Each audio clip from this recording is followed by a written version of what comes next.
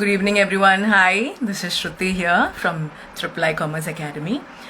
അപ്പോൾ നമ്മൾ ഇന്ന് ലൈവ് വന്നിരിക്കുന്നത് വേറൊരു കാര്യമായിട്ടാണ്. ഇന്നലെ നമ്മളൊരു ആർട്ടിക്കിൾഷിപ്പിനെ പറ്റിയിട്ട് ഒരു ലൈവ് സെഷൻ ഉണ്ടായിരുന്നു CA ദീപക്കായിട്ട്. അപ്പോൾ ഇന്ന് we have another session with another CA. He's Mathew Zacharia, who's an associate at PwC. അപ്പം പുള്ളിന്ന് നമ്മളുടെ റിക്വസ്റ്റ് അനുസരിച്ച് ഇന്ന് നമ്മളെ ലൈവിൽ ജോയിൻ ചെയ്യുന്നുണ്ട്. So that, you know, to know more about how can you do articleship with the big four, in any of the big four. അല്ലെങ്കിൽ big ഫോറിൽ എങ്ങനെയൊക്കെയാണ് കാര്യങ്ങൾ, ആർട്ടിക്കിൾഷിപ്പ് അവിടെ എങ്ങനെ ചെയ്യാൻ പറ്റും, എങ്ങനെയാണ് അവിടുത്തെ കാര്യങ്ങൾ എന്നൊക്കെ ഒന്ന് അറിയാൻ വേണ്ടിയിട്ട് Mathew is with us. So let me invite him.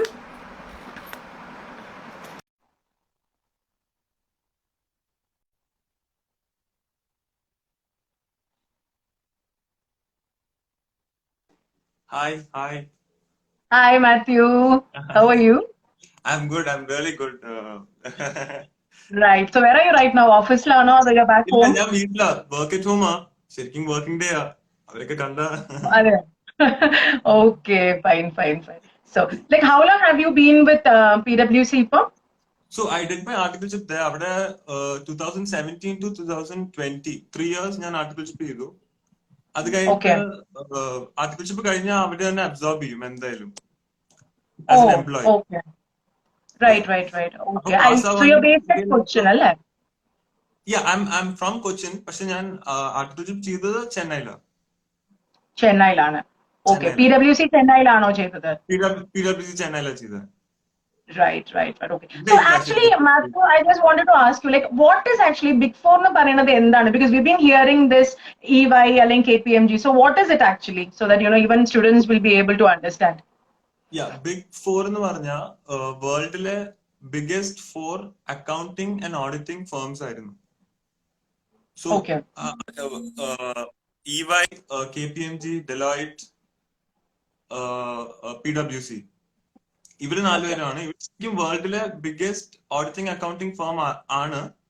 ഇപ്പൊ പക്ഷെ അവര് വേറെ കുറെ സർവീസസ് കൊടുക്കുന്നുണ്ട്, ടാക്സ് കൺസൾട്ടൻസി, അഡ്വൈസറി എല്ലാം. പക്ഷെ basically they known for auditing and accounting. And world some of them have headquarters in UK, US, KPMG is from Netherlands, but they are all over the world. അവർക്ക് office ഇല്ലാത്ത സ്ഥലം ഇല്ല ശരിക്കും. Oh, okay. So they have actually a very wide kind of a network, അല്ലേ? Yeah. Right. Okay. So like നമുക്കിപ്പോ കേരളത്തില് I think where do we have these you know ഈ big force ഉള്ളത് എവിടെയൊക്കെയാണ്? കേരളത്തിലെ കൊച്ചിയില് EY, KPMG, Deloitte ഉണ്ട്. PwC കേരളത്തിലില്ല. Oh, okay. പക്ഷെ ബാക്കി 3 കേരളത്തിലുണ്ട്. കൊച്ചിയിലുണ്ടെന്ന് എനിക്ക് അറിയാം. ബാക്കി ഏത് ഡിസ്ട്രിക്റ്റിലാണെന്ന് അറിയില്ല. കൊച്ചിയിൽ ഇത് 3 ഉണ്ടെന്ന് എനിക്ക് അറിയാം. Right. Okay. I think Trivandrum EY ഉണ്ടെന്ന് തോന്നുന്നു because few of our students are actually doing. Right. അപ്പം എനിക്ക് തോന്നുന്നു Trivandrum വേറെ ഒന്നും Deloitte ഒന്നുമില്ല അല്ലെ, just EY. EY ഞാൻ കേട്ടിട്ടുള്ളൂ. ബട്ട് കൊച്ചിയിലുണ്ട്. Right. So like ഇപ്പം ഒരു സ്റ്റുഡന്റിന് ആർട്ടിക്കിൾഷിപ്പ് ചെയ്യാൻ വേണ്ടിയിട്ട് how can he actually approach one of the big fours? എങ്ങനെയാണ് അവർക്ക് അതില് ഒരു എൻട്രി കിട്ടുക? ആർട്ടിക്കിൾഷിപ്പ് ശരിക്കും CA ഇന്റർമീഡിയറ്റ് കഴിഞ്ഞിട്ടാണ് ആർട്ടിക്കിൾഷിപ്പ് ചെയ്യുന്നത്. സോ ഫൗണ്ടേഷൻ കഴിഞ്ഞിട്ട് ഇന്റർമീഡിയറ്റ് കഴിഞ്ഞിട്ടാണ് ആർട്ടിക്കിൾഷിപ്പ് ചെയ്യുന്നത്. അപ്പൊ 2 ഓപ്ഷൻ ഉണ്ട്. ഒന്ന്, എല്ലാ റിസൾട്ട്സും ഈ CA ഇന്ററിന്റെ റിസൾട്ട്സ് കഴിയുമ്പോഴും അവര് ഓപ്പൺ അപ്പ് ചെയ്യും. അവര് ലിങ്ക്ഡിനിലോ എന്തെങ്കിലും അവര് ഒരു ഈ ഇമെയിലോട്ട് CV അയക്കുന്ന പറഞ്ഞ് എല്ലാ റിസൾട്ട് സൈക്കിളും കഴിഞ്ഞിട്ട് they'll open up. So then you Oh, can okay. send in your CVs. അങ്ങനെ അപ്പൊ കുറെ ആർട്ടിക്കിൾസ്, കാരണം റിസൾട്ട് പാസ്സായി കഴിഞ്ഞാൽ കുറെ പേര് എല്ലാ ബിഗ് ഫോറിലും അപ്ലൈ ചെയ്യുമല്ലോ. അതൊരു ഓപ്ഷൻ. Right, right. രണ്ടാമത്തെ ഓപ്ഷൻ, ബിഗ് ഫോറിൽ ആരെങ്കിലും അറിയാമെങ്കിൽ, വർക്ക് ചെയ്യുന്ന ആർക്കെങ്കിലും അറിയാമെങ്കിൽ, ഏത് പൊസിഷനിലാണെങ്കിലും അവർക്ക് ഒരു ഒരു ഒരു പ്രോഗ്രാം പോലെ ഉണ്ട്, അവർക്ക് റെഫർ ചെയ്യാൻ പറ്റും. ഇപ്പൊ എനിക്ക് ഒരു CV റെഫർ Okay. ചെയ്യാൻ പറ്റും. So they Right. Also prefer So, that. അവർക്ക് അതും കുഴപ്പമില്ല. അപ്പൊ ഈ രണ്ട് ഓപ്ഷനാണ് ഉള്ളത്. ഈ ആദ്യത്തെ ഓപ്ഷന്റെ okay. ഇതെന്താന്ന് വെച്ചാൽ കുറെ CV അവരുടെ കയ്യിൽ വരും. ഒരു കാരണം ബിഗ് ഫോർ Mm-hmm. ആയതുകൊണ്ട് എല്ലാവരും അപ്ലൈ ചെയ്യും. അപ്പോ ഇന്റർവ്യൂ കോൾ Right. കിട്ടണമെന്നില്ല, അൺലെസ് യു അങ്ങനെ അത്ര നല്ല CV അല്ലാത്ത ഫസ്റ്റ് ചാൻസ് പാസ് ആണ്, പിന്നെ ഗ്രാജുവേറ്റ് ആണ്, Mm-hmm. പിന്നെ എക്സ്ട്രാ കരിക്കുലർ എല്ലാം സ്ട്രോങ് ആണെങ്കിൽ അങ്ങനെയൊന്നും വിളിക്കും. പക്ഷെ Oh, റെഫർ ചെയ്യുകയാണെങ്കിൽ ഇന്റർവ്യൂ കോൾ എന്തായാലും കിട്ടും. ഒരു 90% ഇന്റർവ്യൂ കോൾ കിട്ടും, ഇന്റർവ്യൂ വരെ. പക്ഷെ right. ഇന്റർവ്യൂ കഴിഞ്ഞിട്ട് it's all about how the interview goes and how good you are. Okay. So, like, if you can refer someone, will Yeah. they actually give more weightage to that? അവരപ്പോ No. കൂടുതൽ അതിനെ consider ചെയ്യോ? ഇല്ല. Consider ചെയ്യുന്ന പറഞ്ഞാൽ interview call വരെ consider ചെയ്യും. Okay. As in you'll get called for the interview for sure. മറ്റേതിന്റെ Mm-hmm. പ്രശ്നം Right. എന്താന്ന് വെച്ചാൽ ഒരു 1000 CV വന്നാ അതിൽ നമ്മൾ ഫിൽട്ടർ ചെയ്ത് വരുമ്പോഴേക്കും എല്ലാരും വിളിക്കാൻ പറ്റില്ലായിരിക്കും. Right, right, right. അതും I ഈ get it. Okay. റെഫറൻസ് ശരിക്കും പറഞ്ഞാൽ ഏറ്റവും ലോവർ ലെവലിലുള്ള ആൾക്കും ചെയ്യാം, പാർട്ട്ണറിനും ചെയ്യാം, സെയിം ആണ്. Oh, okay. ഇന്റർവ്യൂ കോളിൽ എന്തായാലും വിളിക്കും ഇങ്ങനെ ഒരാൾ റെഫർ ചെയ്യുകയാണെങ്കിൽ. Mm-hmm. So, how did you get into actually reference എന്നെ ആണോ ഒരാൾ അതോ you റെഫർ ചെയ്യായിരുന്നു like got അടുത്തുനിന്ന്, refer ചെയ്തു? റെഫർ ചെയ്തു. Okay. And റെഫർ how ചെയ്ത് was actually അവിടുത്തെ ഒരു interview procedure ഒക്കെ എങ്ങനെ? Like, is it too tough to go through? It's I wouldn't say tough. ആദ്യം ശരിക്കും അവര് വിളിച്ചു കഴിഞ്ഞാൽ ആദ്യം ഒരു ഓൺലൈൻ ടെസ്റ്റ് ഉണ്ടാവും. Okay. ബേസിക് ഇന്ററിൽ പഠിച്ച എല്ലാത്തിന്റെയും ഒരു ബേസിക് ടെസ്റ്റ് ഉണ്ടാവും. ദാറ്റ് അങ്ങനെ അത്ര Mm-hmm. പാടൊന്നും അല്ല, പക്ഷെ കുറച്ച് ഒരു ഓർത്തിരിക്കണം, ഒന്ന് അറിഞ്ഞിരിക്കണം. അത് പാസ്സായി കഴിഞ്ഞാൽ ആദ്യം HR വിളിക്കും നമ്മളെ. അത് Okay. ബേസിക്കലി ശരിക്കും കമ്മ്യൂണിക്കേഷൻ സ്കിൽസ് ടെസ്റ്റ് ചെയ്യാനും ആ ഒരു ബേസിക് കമ്മ്യൂണിക്കേറ്റ് ചെയ്യാൻ പറ്റുമോ എന്ന് Your അറിയാൻ വേണ്ടി language skills ഒക്കെ അല്ലേ? Right. ലാംഗ്വേജ് സ്കിൽസ് നോക്കാൻ വേണ്ടി HR വിളിക്കും. പിന്നെ Right. HR അതും ആ റൗണ്ടും ക്ലിയർ ആയ പിന്നെ they call you to the office, technical For the interview second round. For the second Okay. Round. So ഈ Right. പേഴ്സണലി അപ്പൊ അവിടെ ഒരു ഒരു ഒരു 20 ആർട്ടിക്കിൾസ് ഒരു കാൻഡിഡേറ്റ്സ് ഉണ്ടാവും. ആദ്യം Mm-hmm. ചില സ്ഥലത്ത് ഗ്രൂപ്പ് ഡിസ്കഷൻ ഉണ്ടാവും, ചില സ്ഥലത്ത് ഉണ്ടാവില്ല, ഡിപ്പെൻസ്. ഇപ്പൊ ഒരു 30 പേരുണ്ടെങ്കിൽ അവർക്ക് അതിൽ നിന്ന് ഒരു 10 പേരെ സെലക്ട് ചെയ്യണമെങ്കിൽ so they have to do a group discussion. അല്ല ഒരു 10 പേരെ ഉള്ളെങ്കിൽ they might go ahead with personal interview every one. So ഞാൻ Oh. ചെന്നപ്പോ എനിക്കൊരു ഗ്രൂപ്പ് ഡിസ്കഷൻ ഉണ്ടായിരുന്നു. So Mm-hmm. അതിനൊരു ഒരു 5-6 പേരെ അവര് എലിമിനേറ്റ് ചെയ്യും. Okay. Shortlist ചെയ്തിട്ട് ബാക്കിയുള്ളവരെ they'll call for the final interview. ബാക്കിയുള്ളവർ ദേ കോൾ. പിന്നെയും ഒരു ഒരു ഈ ബിഗ് ഫോറിലെ അസിസ്റ്റന്റ് മാനേജർ ആ ലെവലിലുള്ള ഒരാള് നമ്മൾ ഇന്റർവ്യൂ ചെയ്യും. അത് ടെക്നിക്കൽ ഇന്റർവ്യൂ Oh. ആയിരിക്കും. പക്ഷെ അങ്ങനെ Right. ഭയങ്കര ടഫ് ആയിട്ടുള്ള ടെക്നിക്കൽ ഇന്റർവ്യൂ അല്ല. ഇന്റർവ്യൂ പഠിച്ച അത് തന്നെ അവർ ചോദിക്കുള്ളൂ. അത്ര തന്നെയുള്ളൂ. കൂടുതൽ അവർ നോക്കുന്നത് ശരിക്കും അവർ നോക്കുന്നത് ഓൺ ദ ഫീറ്റ് തിങ്ക് ചെയ്യാൻ പറ്റുമോ, ഇങ്ങനെ പെട്ടെന്ന് ഒരു ലോജിക്കലി തിങ്ക് ചെയ്യാൻ പറ്റുമോ, അല്ലാണ്ട് ഈ ലോ അറിയോ അതല്ല ശരിക്കും അതല്ല അവർക്ക് വേണ്ടത്. കാരണം അത്രയും അവർ Right. എക്സ്പെക്ട് ചെയ്യില്ല ഇന്റർ പാസ് ആയ സ്റ്റുഡന്റ്. പെട്ടെന്ന് ലോജിക്കൽ റീസണിങ്, പ്രോബ്ലം സോൾവിങ്, കുറച്ച് ഒരു കേസ് സ്റ്റഡിക്ക് തന്ന് അവർ ചെക്ക് ചെയ്യുള്ളൂ. All right. All right. അതും ക്ലിയർ ചെയ്ത അതാണ് ശരിക്കും പറഞ്ഞ ഏറ്റവും പാട് ക്ലിയർ ചെയ്യാൻ. അത് I mean, clear the final thing ആണ് കുറച്ചൊരു ബുദ്ധിമുട്ടുണ്ടാവുക അല്ലെ കമ്പാരിറ്റീവ്ലി. അത് കഴിഞ്ഞിട്ട് ഒരു റൗണ്ടും കൂടെ കാണും, അത് പാർട്ട്ണർ റൗണ്ട്. അത് കൂടുതലും എവിടുന്ന ഒരു പാർട്ട്ണറായിട്ട് മിണ്ടാൻ പറ്റും.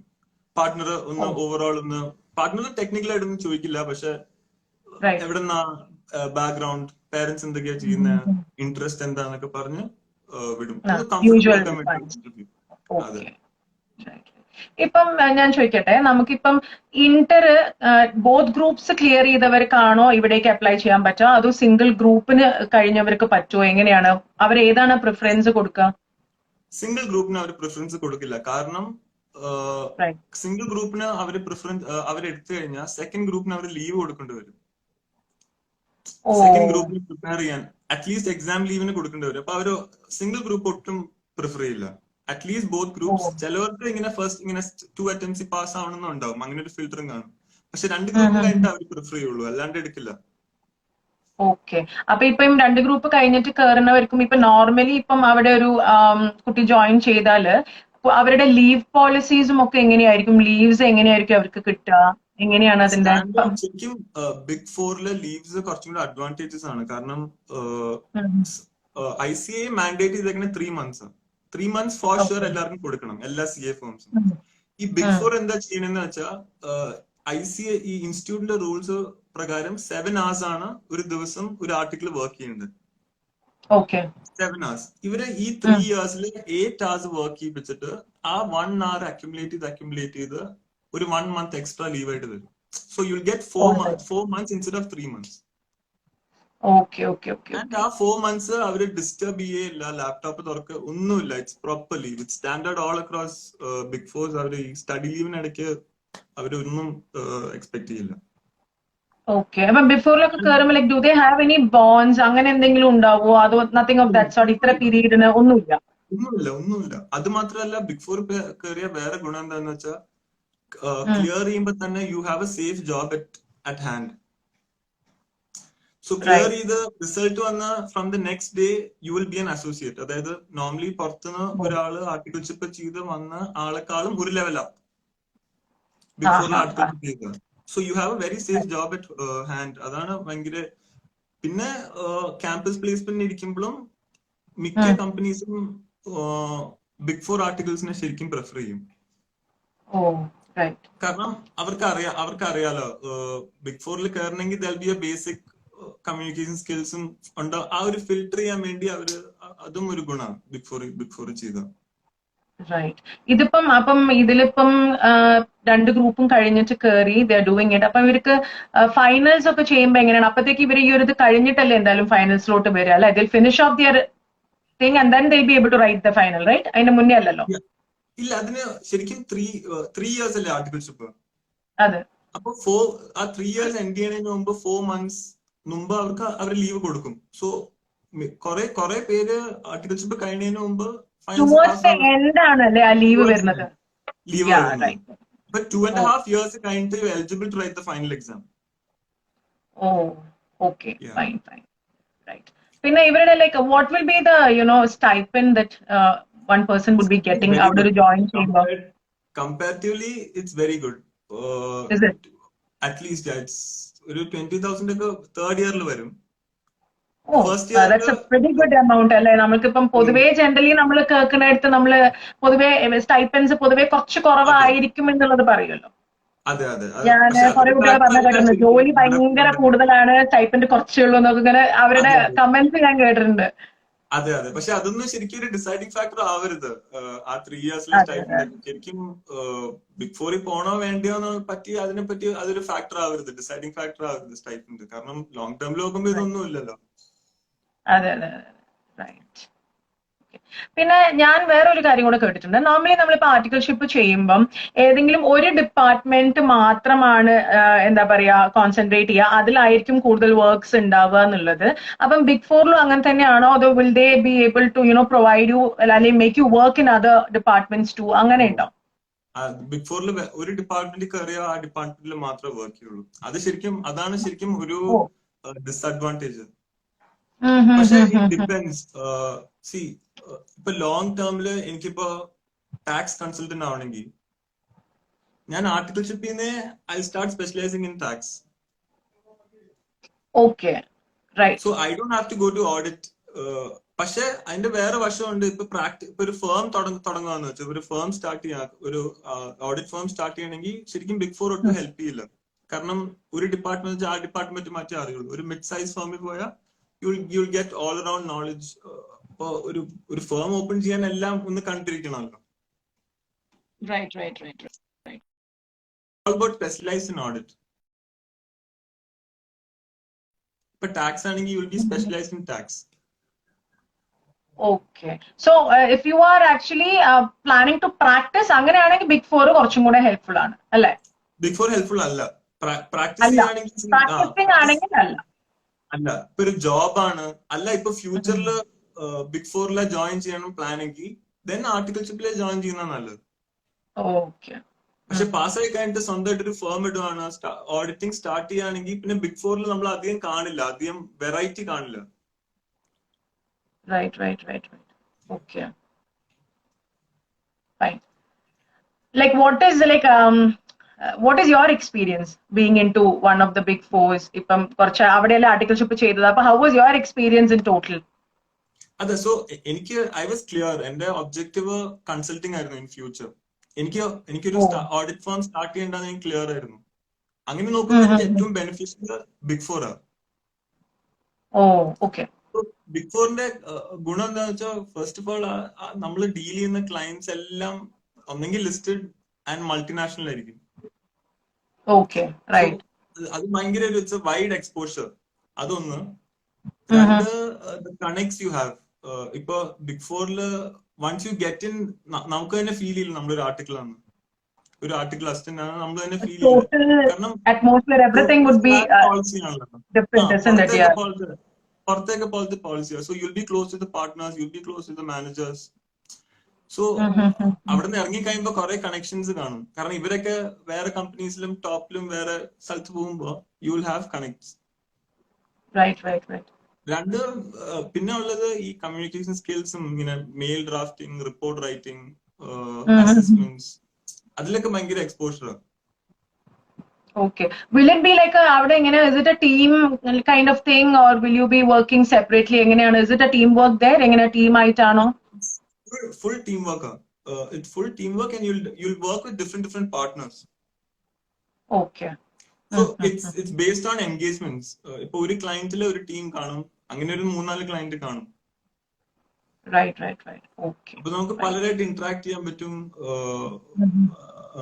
അങ്ങനെ നോക്കുമ്പോ എക്സ്പോഷർ. അത് മാത്രമല്ല, ഇതൊരു ഭയങ്കര ബ്രാൻഡ് ആണല്ലോ ബിഗ് ഫോർ. ഇപ്പൊ വേൾഡിൽ എവിടെ പോയാലും, യുഎസിൽ പോയാലും ബിഗ് ഫോർ എന്ന് പറഞ്ഞാൽ അവർക്ക് അറിയാം. അപ്പൊ അവര് സിവിയില് ബിഗ് ഫോർ കാണുമ്പോ it's A great advantage. Right. Like it's actually my doubt. If you are planning, you are in Cochin, if you are planning to migrate somewhere abroad, and you have your PwC office there, will you be able to work there? അവിടേക്ക് അവര് shift ചെയ്ത് തരും? Easily. അവർക്കത് ഇഷ്ടമാണ്. ഇപ്പൊ നമ്മള് പറയാ, നമുക്കിപ്പോ പോണം, എനിക്കിപ്പോ കാനഡ കിട്ടി, അല്ലെങ്കിൽ എനിക്ക് കാനഡയിലോട്ട് മൈഗ്രേറ്റ് ചെയ്യണം, എനിക്ക് പോണം എന്ന് പറഞ്ഞാൽ, so first option they'll say, why don't you try in PwC Canada? That's a big advantage, അല്ലേ? Big advantage. So അല്ലെങ്കിൽ ഇപ്പൊ എനിക്കിപ്പോ ചെന്നൈന്ന് ബാംഗ്ലൂരിൽ പോണം, അല്ലെങ്കിൽ ഡൽഹിയിൽ പോണം. That's what I was about to ask you. ഇപ്പൊ നമ്മളൊരു ഇന്റർസ്റ്റേറ്റ് ആണെന്നുണ്ടെങ്കിലും it's good, അല്ലേ? അതെ, it's good. They also prefer that rather than leaving the organization. Actually, how good are they in maintaining their employees? അവര് നല്ലതുപോലെ consider ചെയ്യോ അവരുടെ നല്ല എംപ്ലോയീസിനെ? എങ്ങനെയാണ്? നന്നായിട്ട് കൺസിഡർ ചെയ്യും. പക്ഷെ വർക്ക് ലൈഫ് ബാലൻസ് വെച്ച് നോക്കുകയാണെങ്കിൽ എനിക്ക് കുറച്ച് ലോങ് വർക്ക് ആവാ, അങ്ങനെ അവർക്ക് കൺസിഡർ ചെയ്യാൻ പറ്റില്ല. അങ്ങനെ അതല്ലാണ്ട് ബെനിഫിറ്റ്സും ഭയങ്കര പാർട്ടിയും കുറെ പാർട്ടീസും അങ്ങനെയൊക്കെ നോക്കുമ്പോ ദേ കൺസിഡർ. പക്ഷെ വർക്കിന്റെ കാര്യത്തില് വർക്ക് ലൈഫ് ബാലൻസ് കുറച്ച് പാടായിരിക്കും. അത് ആർട്ടിക്കൽച്ചർ ചെയ്യുമ്പോ ഇതിന്റെ കൂടെ ക്ലാസ്സസ് അറ്റൻഡ് ചെയ്യാൻ കുറച്ച് സ്ട്രെച്ച് ചെയ്യേണ്ടി വരും. പറ്റില്ല എന്നല്ല, കുറച്ച് സ്ട്രെച്ച് ചെയ്യേണ്ടി വരും കമ്പയർ ടു മിഡ് ഫേം. കാരണം ഈ ആർട്ടിക്കൽച്ചർ പീരീഡിലായിരിക്കില്ല എല്ലാവരും ഫൈനലിന്റെ ക്ലാസ്സസ് അറ്റൻഡ് ചെയ്യുന്നത്. അപ്പൊ കുറച്ച് സ്ട്രെച്ച് ചെയ്യേണ്ടി വരും. അപ്പൊ അവരെന്തെങ്കിലും ഇങ്ങനെ ഷിഫ്റ്റ്സോ അങ്ങനെ എന്തെങ്കിലും ഒക്കെ അങ്ങനെയൊന്നുമില്ല? രാവിലെ തൊട്ട് രാത്രി വരെ വർക്ക് ചെയ്യാം. മിനിമം എത്ര അവേഴ്സ് ആണ് നിങ്ങൾക്ക്? Minimum 8 hours, 8 to 9 hours. പക്ഷെ അങ്ങനെ മിനിമം ഒന്നും അങ്ങനെ കാണാനില്ല. അങ്ങനെയൊന്നുമില്ല, എന്തായാലും 8 hours ഒക്കെ വർക്ക് ചെയ്യണം, അല്ലെ? ഈസിലി. എന്തായാലും ക്ലാസ്സസ് ഒക്കെ രാവിലെ എടുക്കണം, 6 to 9. അത് കഴിഞ്ഞ 9:30 ഓഫീസ്. Right. അപ്പൊ right now you are like work from home, അല്ലെ? Right now, after passing, they took me as associate. I'm working from home. Okay, fine. So like being with one of the big fours, what do you actually have to communicate to the students who are watching this? എന്താണ് അവരോട്, do you have to convey anything about this? എന്താണ് from your experience? Yeah, so എനിക്ക് പറയാനുള്ള ഇപ്പൊ തന്നെ see where you are in 5 years, അല്ലെങ്കിൽ after passing എന്താണ് ഇപ്പൊ തന്നെ ഡിസൈഡ് ചെയ്തിട്ട് അത് തന്നെ ചെയ്യണമെന്നില്ല, but have a plan now and then you decide, should I go to Big Four or not? So if you want to get an overall experience in everything, in tax, company law, audit, and you want to start your own firm, don't go to Big Four. It won't help you. Go to a mid-sized firm, you learn everything. Mid-sized firm also offers lot of learning and knowledge. പക്ഷെ അല്ല ഇപ്പൊ എനിക്ക് പുറത്തു പോകണം, അല്ലെങ്കിൽ എനിക്ക് I won't get a very good job, I won't get into consulting എന്നാണെങ്കിൽ I think definitely you should try for big four. കാരണം ഇപ്പൊ എനിക്കിപ്പോ ഇപ്പൊ പാസ്സായി കഴിയുമ്പോ നോക്കിയാലും ഈ ക്യാമ്പസ് പ്ലേസ്മെന്റ്സ് ഉണ്ടല്ലോ, അതായത് ഇൻസ്റ്റിറ്റ്യൂട്ടിന് തന്നെ ക്യാമ്പസ് പ്ലേസ്മെന്റ്സ് ഉണ്ട്. അവിടെ കമ്പനീസ് വരുമ്പോ ബിഗ് ഫോർ എന്നുള്ള അവർക്ക് ഭയങ്കര പ്രിഫറൻസ് ആണ്. സോ അങ്ങനെയൊക്കെ, സോ ഇഫ് യു ഭയങ്കര നല്ല ജോലി ആ ഫ്യൂച്ചറിൽ നോക്കണമെങ്കിൽ എനിക്ക് തോന്നുന്നു ബിഗ് ഫോർ ആ നല്ലതെന്ന്. പക്ഷെ ഡിസഡ്വാൻറ്റേജ് ഇതാണ്, you will only be put into that department. You will specialize in that department. So you already have to decide like which one you want to go with, alle?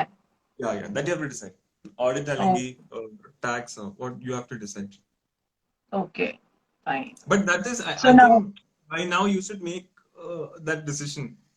ഇപ്പൊ എനിക്ക് ഇന്നതിലേക്ക് പോകണം എന്നുള്ളത് already ഒന്ന് set ചെയ്ത് വെക്കണം അല്ലേ? അതെ അതെ. I think we have few students ഇത് കാണുന്നത്. അപ്പൊ ആർക്കെങ്കിലും എന്തെങ്കിലും ഡൗട്ട്സ് റിഗാർഡിങ് ഇത്ര പറഞ്ഞ കാര്യങ്ങളെ പറ്റി എന്തെങ്കിലും ഡൗട്ട്സ് ഉണ്ടെങ്കിൽ please feel free to just text here so that Mathew can reply. അങ്ങനെ എന്തെങ്കിലും ഇപ്പം ഈ ബിഗ് ഫോറിന് വേറെ എന്തെങ്കിലും കാര്യങ്ങൾ ഇപ്പൊ ഞങ്ങൾ വിട്ടുപോയിട്ടുള്ള എന്തെങ്കിലും ഒരു കാര്യങ്ങൾ നിങ്ങളുടെ മൈൻഡിൽ ഒരു ക്വസ്റ്റ്യൻ ആയിട്ട് ഉണ്ടെങ്കിൽ പ്ലീസ് ഇതിലൊന്ന് ടൈപ്പ് ചെയ്താൽ മതി so that we can clear it off right here.